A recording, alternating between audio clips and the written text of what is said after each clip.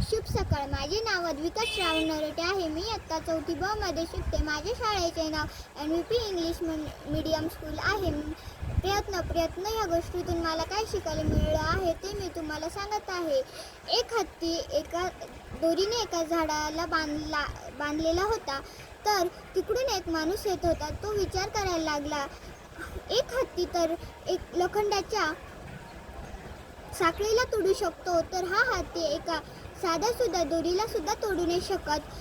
तर तो त्याच्या शेजारच्याच माणसाला विचारतो की एक हत्ती तर लोखंडाची साखळी सुद्धा तोडू शकतो, तर हा हत्ती का तोडू नाही शकत ही एवढी साधी सुधी दोरी.